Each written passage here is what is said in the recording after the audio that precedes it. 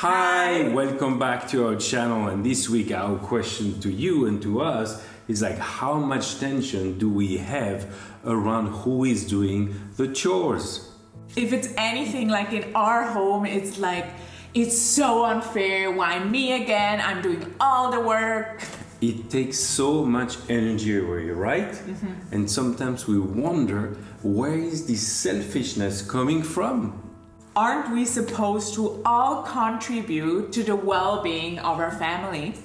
So today we'll introduce a simple way to manage the chores around the house and hopefully cut most of the frustration away.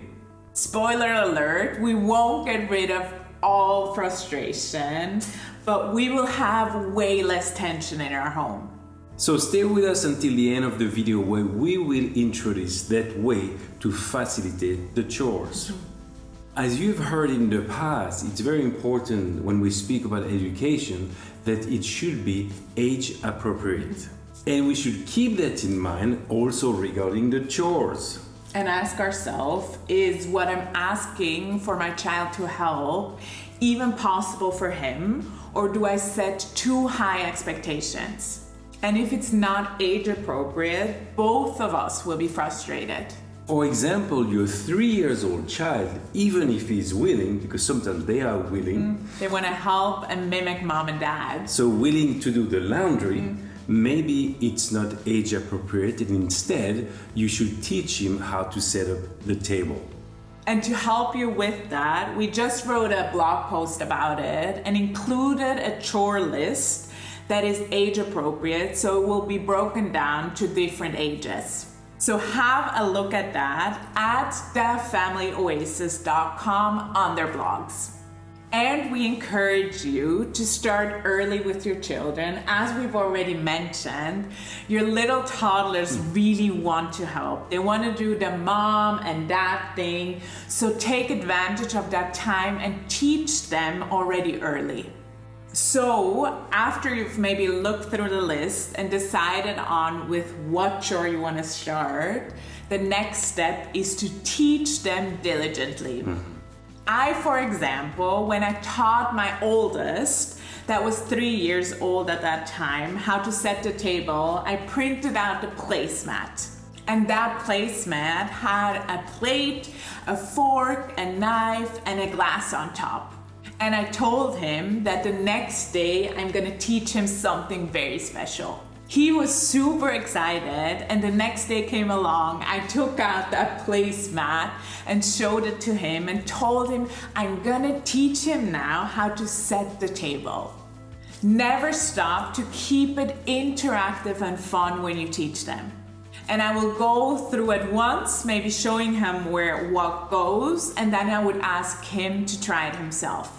Eagerly, his little hands would grab the fork, the knife, and place it where the placemat is. And after that, don't forget to praise and encourage them. Take the placemat out maybe the next day and tell them, hey, today you can do it on your own. So I hope you're seeing that you're teaching them step by step by step, and it does take time.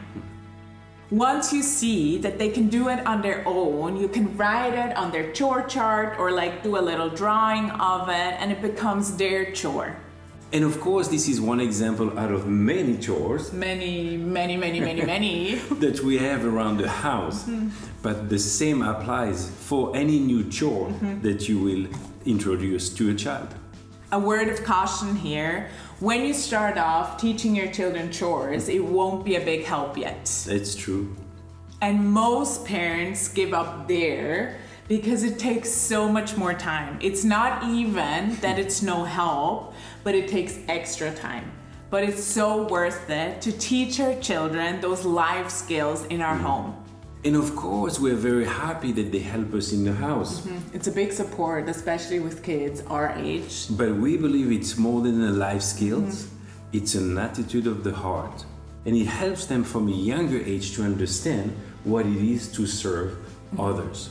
And we are remembered in Colossians 3:23, whatever you do, work it with all of your heart, as working for the Lord and not for human masters.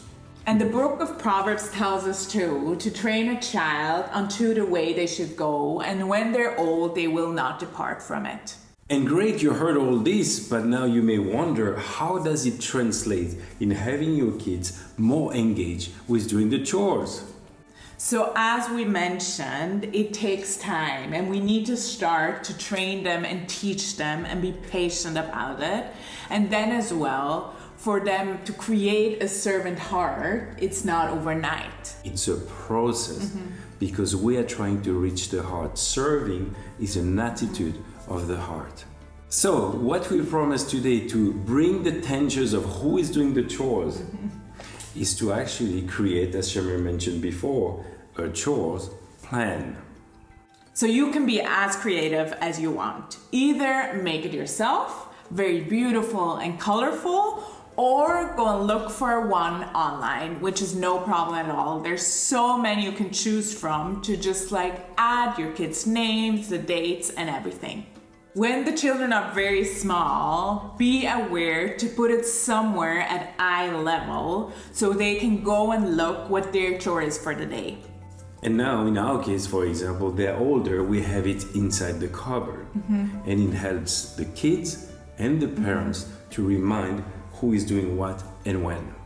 So they don't have to ask us who does what, but they need to take responsibility themselves, because they can just like open the cupboard, or for the smaller children even, just go and look and they'll see whose job it is for the day. So now it's the question, why does it take the tension away? I mean, I cannot mention it, but the thing is, because of the clarity of the plan, everybody knows who is doing what.